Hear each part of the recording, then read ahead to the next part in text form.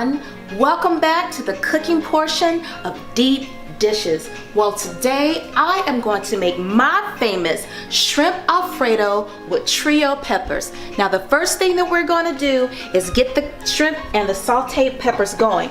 But in order to do that, you will see right here that I have my shrimp already seasoned with a little bit of black pepper and just a teensy bit of salt. You don't need much salt because the sauce will have just enough seasonings of its own, okay? Alright, so in order to saute the shrimp and the peppers, we're going to take a half tablespoon of butter and 2 tablespoons of olive oil, and we're gonna get that cooking, okay? For the sauce, what we're gonna do is melt down 2 tablespoons of butter, 2 tablespoons of garlic. We're gonna take 2 tablespoons of flour, let this all mix in together, and then we're gonna add to that 2 cups of half and half, 1 cup of Parmesan cheese. And as all of this is mixing, we're gonna mix into that 1/8 teaspoons of nutmeg. We're gonna add a half teaspoon of Italian seasonings, 1 teaspoon of parsley flakes, 1 tablespoon of garlic powder, and of course maybe a half teaspoon of salt and a half teaspoon of black pepper. And once everything is mixed, just to keep it from being so thick, we're gonna add 2 tablespoons of whole milk. So with all of that being said, don't it just make your mouth water? Yes, but just stay right here and watch me as we get started on Deep Dishes. Baby, you got it smelling good in here. So what you doing right now? Well, right now I'm putting my flour in for my Alfredo sauce. Okay, you've already put your butter in? Got the butter already melted in there. So what's this cooking right here? Oh, right there is my shrimp. That shrimp smells so good. And green peppers. And let me finish adding the rest of my flour. Okay, so you're adding the flour and the butter. So what you making right there now? You're making the... This is the homemade Alfredo sauce. Homemade Alfredo. So we got the butter, we got the flour. What else you about to add? Alright, hopefully without my hand shaking, I can add the milk. Hold on, sit. Stop. Brian, I'm about to slap him. Oh, I'm sorry. Excuse me, folks. So you're adding what to the... That's milk? This is 2 cups of half and half. Half and half. Look at me, I don't know what I'm talking about. Alright, 2 cups of half and half. So let that get going, and then I'm going to put in here my 2 tablespoons of garlic. Okay. But I have to get all that garlic in there because it just adds to it. Okay. And then I'm going to add my cheese. Gotta have that good old cheese. That's a cup of Parmesan. Boy, I remember back in the day, we used to get that government cheese from my auntie. Ain't nobody use no government. That big block of cheese, it'll sure take a long time to cut that up so it'll be shredded. Oh yeah, but we ain't doing that today. Alright, so anyway, I'm going to add my garlic powder. Garlic powder. Wow. Okay. See, I'm stirring so that the sauce won't, the cheese will just melt down. So be really careful. And then I got my black pepper. Okay, so putting that in there. All right. I have my nutmeg, which is 1/8 teaspoon. Okay. Yep. And you all can just follow along. This is like my half teaspoon of Italian seasonings. This is the parsley flakes. Okay.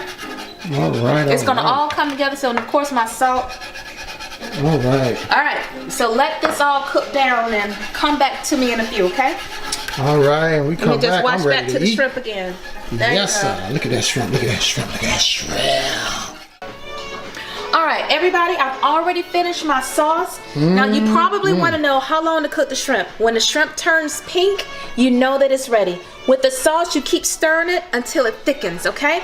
So I got that aside here. I have a pot of fettuccine noodles. That's about the 1 box. I think it's 16-ounce box. But I've added olive oil and a little bit of parsley flakes. So what I'm going to do right now is just take some of the noodles, put it on the plate. So good. It looks so delicious.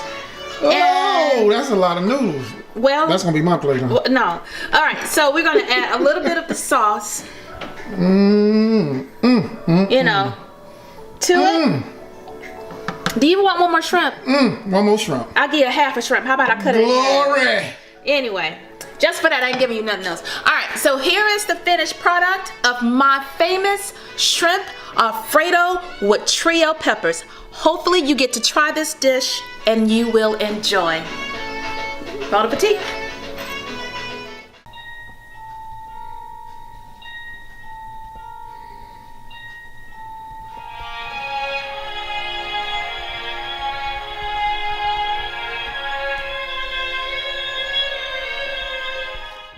What's up, everyone, and welcome to Deep Dishes. We're at our devotional piece, and today we're going to talk about dreams. What's your dream? What's your dream? What's your dream? What's your dream? So we're going to start off. That's the question tonight. We're going to start off with Zion. And when I say dream, I'm talking about a cherished aspiration, ambition. So a cherished aspiration, not when somebody say, "Ooh, you dreamy," meaning you look good. Not that kind of dream. Who says that? I'm like, no one says that. People say that. People say that. Some people say, oh, they did back in the 80s. Go ahead. That was so cringy. Oh my gosh. That was good. That wasn't lame that time. That was really lame, but it's good. So it was. Like, actually, I think they said that back in the '60s and stuff like that. But you're really not helping dreaming. yourself. Right. I know. Okay. No, they say that in movies. I was looking it up in the dictionary, and I was looking at the different meanings. Dictionary. Of the word.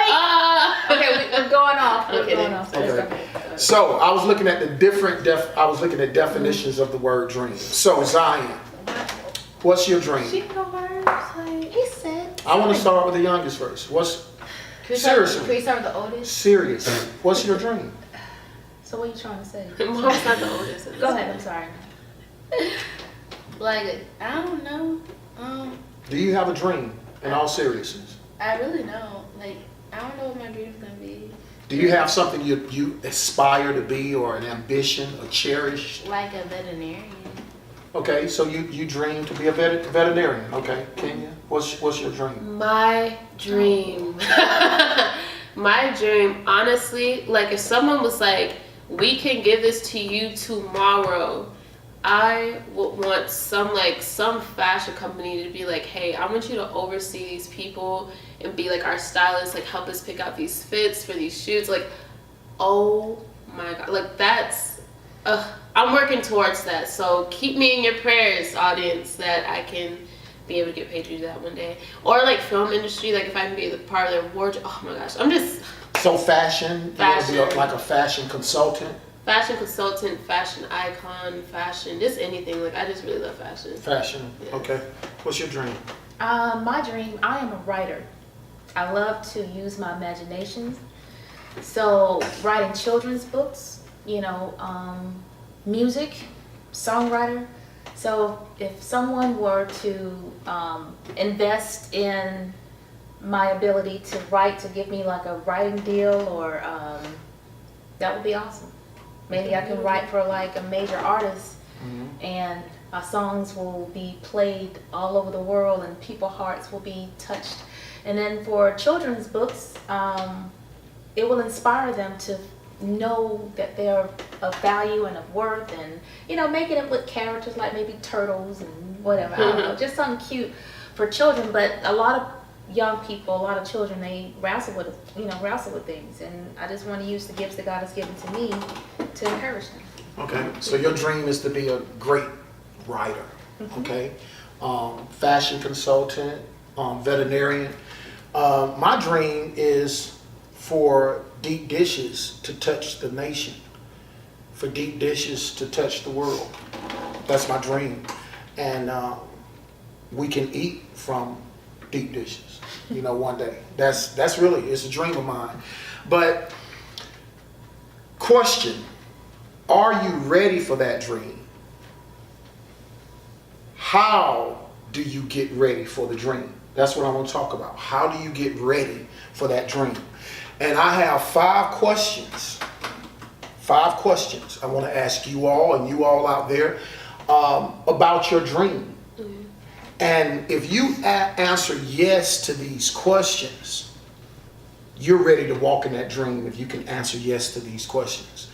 And God gave me a acrostic or acronym for the word dream. Check this out. He told me a dream is determined, reverent, employed, affordable motive. That's an acronym. D, determined, reverent, employed, affordable motive. Now, I know that's a lot, but the story that the backdrop story of the scripture is going to be Genesis 37 through 50. Do you all know who that story was about? Mm-hmm. We've watched the movie. Joseph, exactly. So let's look at Joseph's life. And the first question I want to ask is, the D in dream, are you determined? Are you determined? And let's look at Joseph. Now, Joseph was his father's favorite son.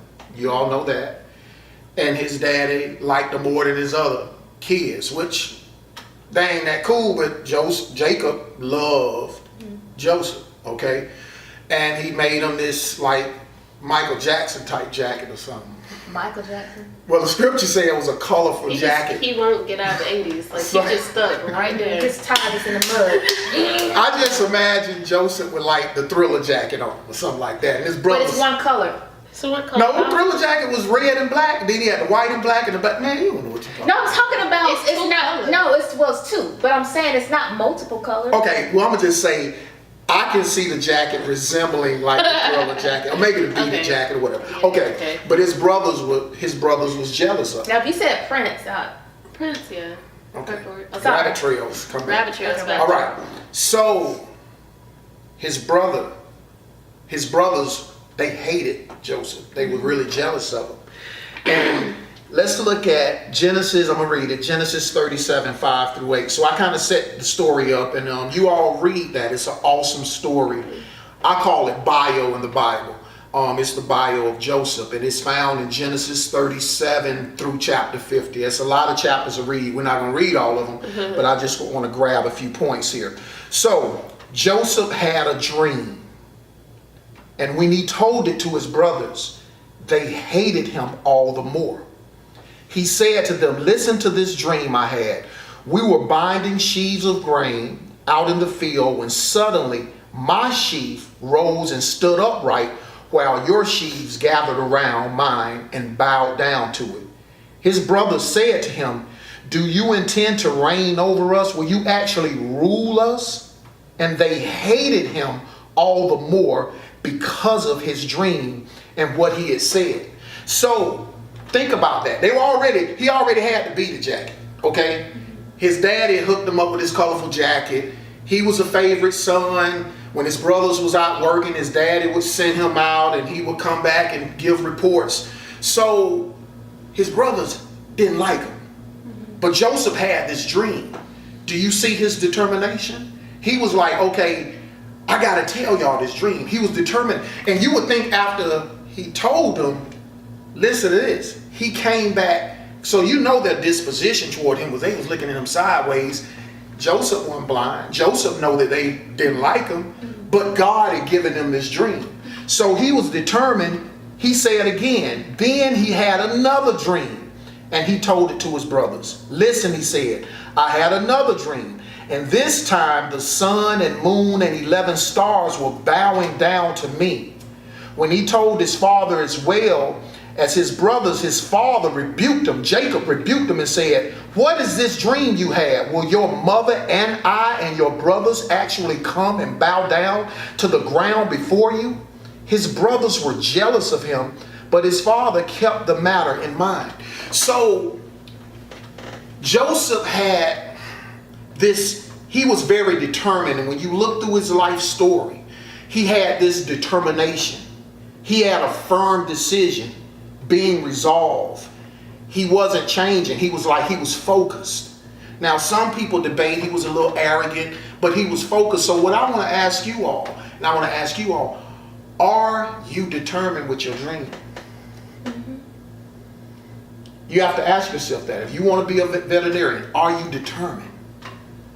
Do you have that resolve? Are you willing to push?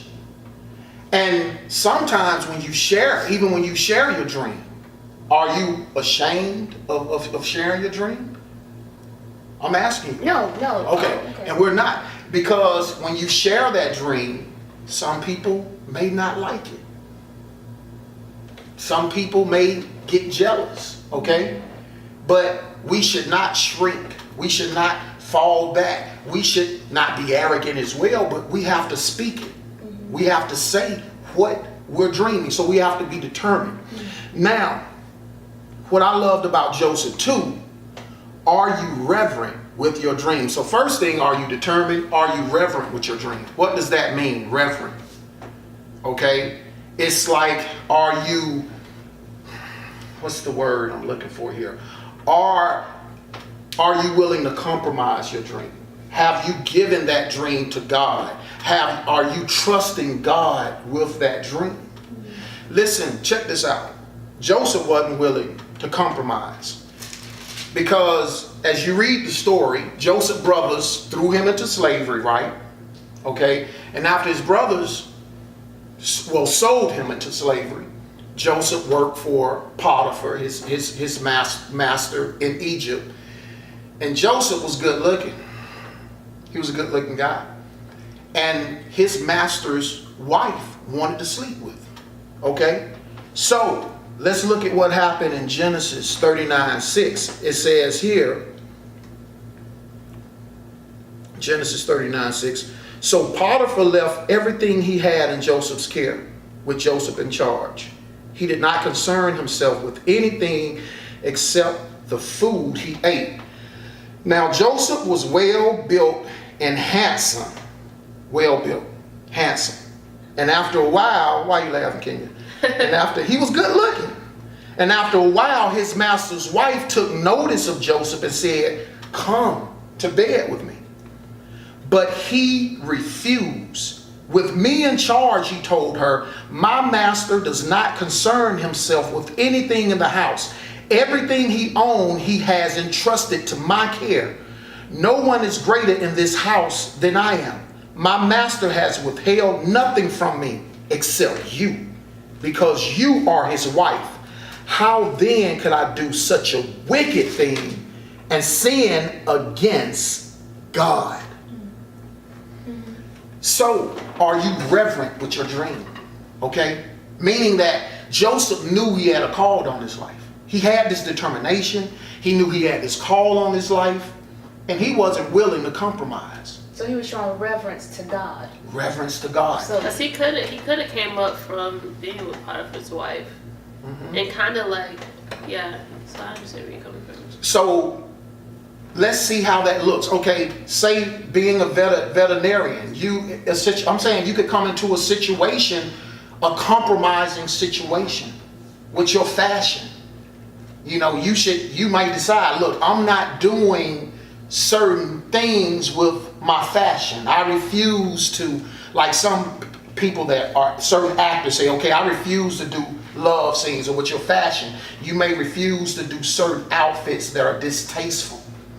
Okay?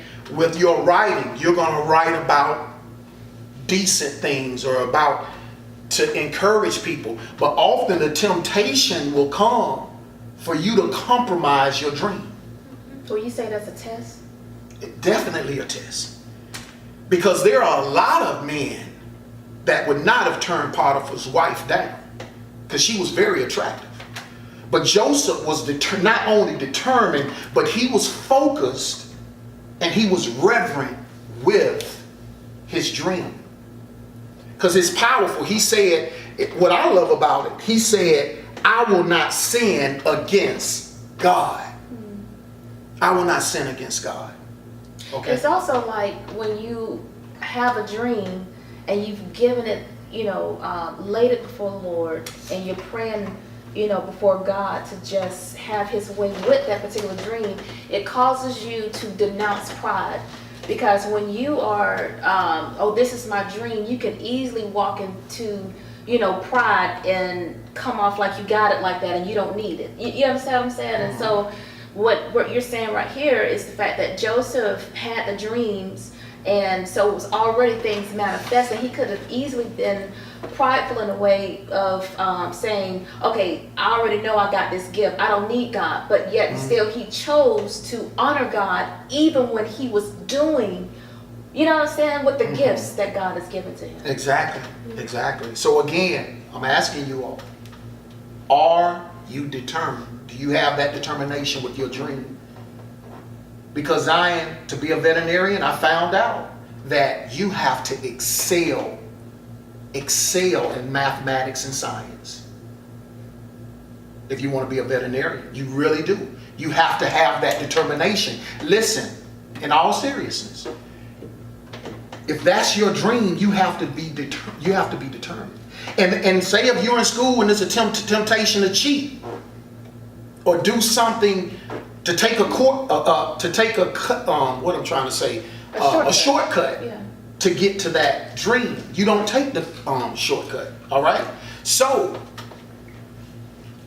Kenya, shortcuts.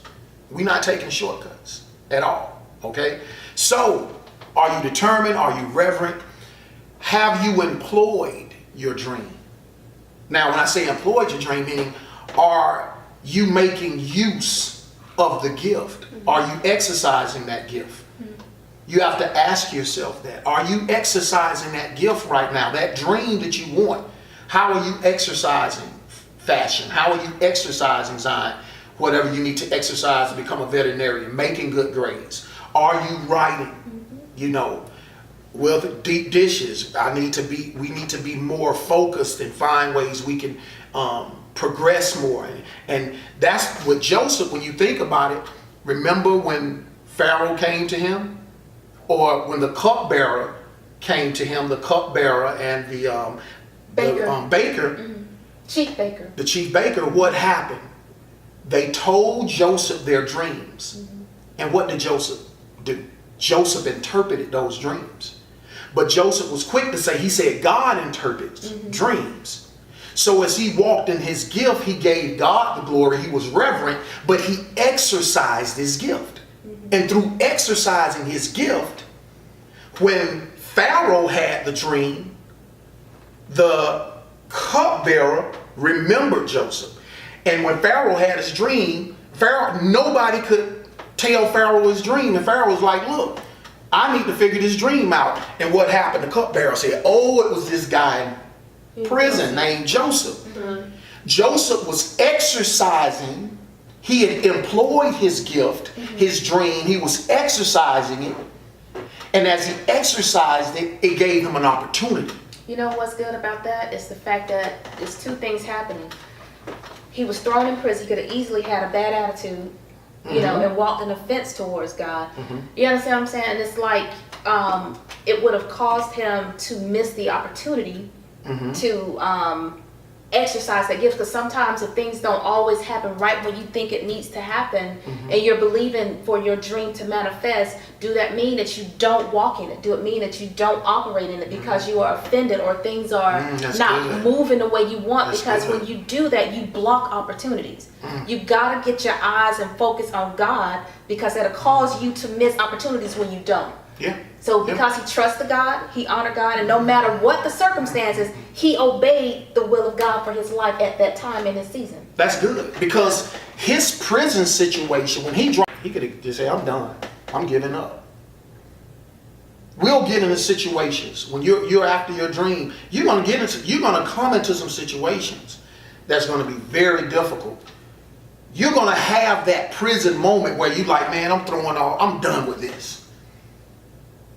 But that's when you get in that tough moment, when you're in that prison, that's when you should exercise. That's when you should be pushing. And Joseph pushed in the dark place. And by him pushing him in that dark place, look what God did. Brought him before the king. And he became the second greatest in all of Egypt. Y'all got to read the story. Okay. And last, but we'll wrap it up with last question. So, with your dream, I'm asking you, ladies, and you all, are you determined?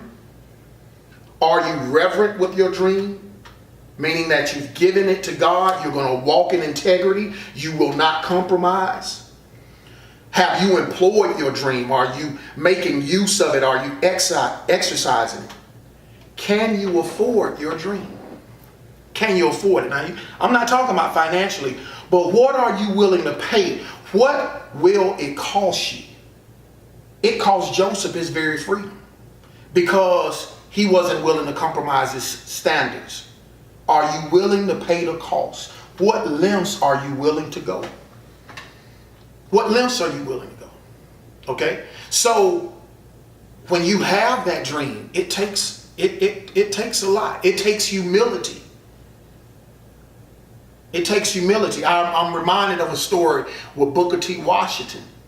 I grew up in Tuskegee, Alabama, and he was the president of Tuskegee. And it's this story where he was walking through Macon County, and he went by this, he was walking by this old white woman's home. And she came outside, and you know, it's the South at that time. You're talking about early 1900s. She came outside and was like, boy, I need you to come back here and chop some wood. Now, he's the president of Tuskegee. And this white woman saying, boy, come back here and chop my wood. He could have challenged that, say, ma'am, I'm the president of Tuskegee. And, you know, normal. I'm not about to come behind you out and chopping wood. It said he took off his jacket, went behind her home, chopped the wood, went back to the university, or at the time, the normal school, the institute. This woman was very, very wealthy. Very wealthy. So she decided to come to the campus and visit. So of course, what did she do? She went into the office. When she asked to see the president. When she looked and saw it was Booker T, she was one of the biggest financial contributors to Tuskegee. Because she saw, man, this guy, humility. And a lot of people will say, man, I don't care. I couldn't dare what Booker T did. But that humility, he had a dream. Okay? And, it cost him going. He didn't know, but through humility, he went and did something that a lot of people very proud say, I'm not doing that. And he would have missed the opportunity. Boom. And last, I said those last questions. I had 5, and we wrapping it up here, I promise. Are you determined? Are you reverent? Have you employed your dream? Can you afford it? And what's the motive? What's the motive? And we'll end here in Genesis 50, right at the end of Joseph's dream, 19 through 21. Now, when you read the story of Joseph, basically, his brothers that sold him into slavery, Joseph ended up being the deliverer, okay? And his brothers had to come to him, Israel. They came to Egypt during the famine, and Joseph was behind, all of the figuring the dream out, and he had all of the, they had what the people needed and everything to feed. Actually, at that time, that entire region was in a famine, and Joseph was the brilliant mind behind it. His brothers had no idea. It was the grain. It was the grain, right. So his brothers had no idea. But when Joseph's brothers, at the end of the story, his brothers was concerned because they was like, man, our brother, we sold him into slavery. Now he the man. And they was thinking, man, this dude can get back at us. He can throw us in slavery. And listen what Joseph said. In 50, 19 through 21, Joseph said, don't be afraid.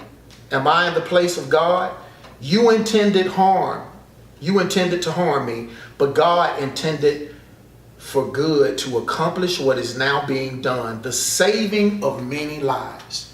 Ladies and gentlemen,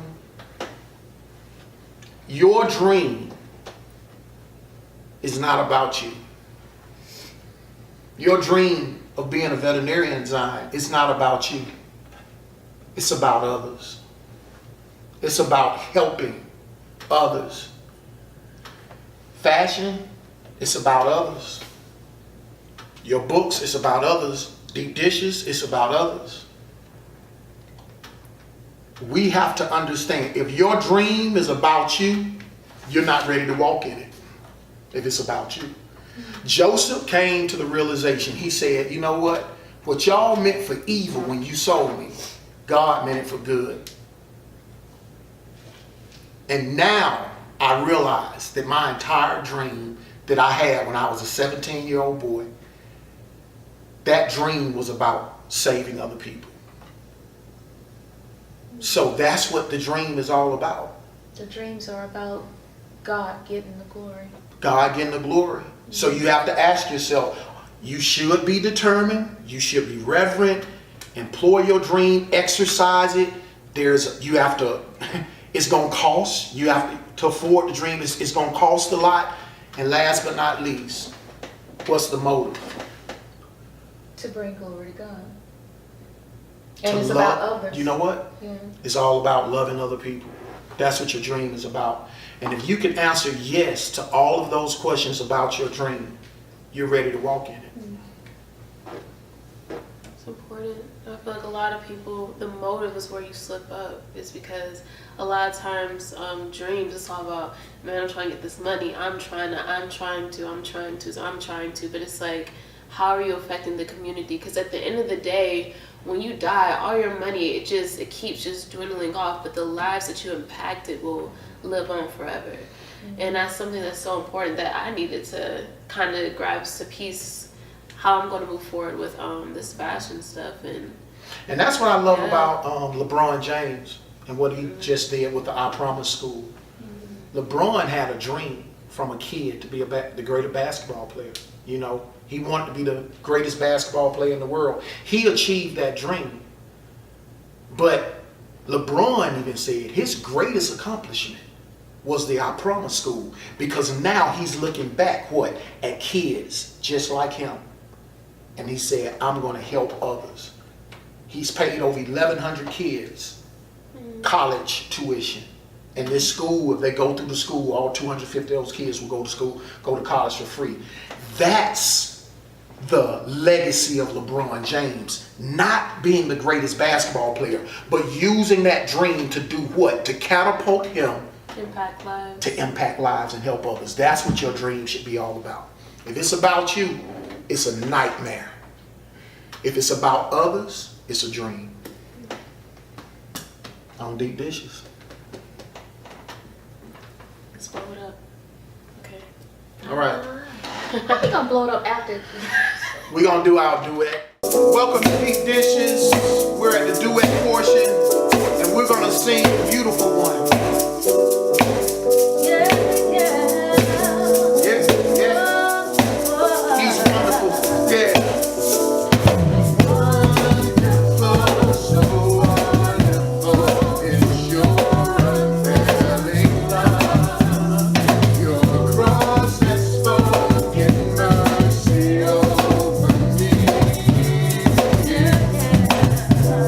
No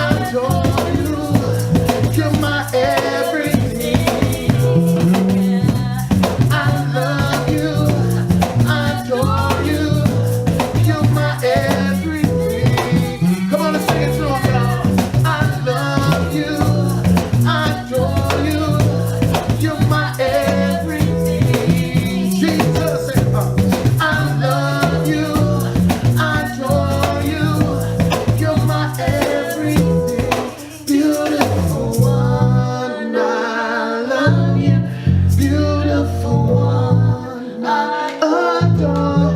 Beautiful one, my soul must see. Yeah. Beautiful one, I love you. Beautiful one, I adore. Beautiful one, my soul must sing. My soul must sing. Sing with us, Zion. My soul, my soul, my soul, my soul must sing. My soul, my soul, my soul, my soul must sing. Yeah, yeah. My soul, my soul, my soul, my soul must sing. Beautiful one. Back up, can you a little bit? My soul, my soul, my soul, my soul must sing. My soul, my soul, my soul, my soul must sing. Hey. My soul, my soul, my soul, my soul must sing. Beautiful one.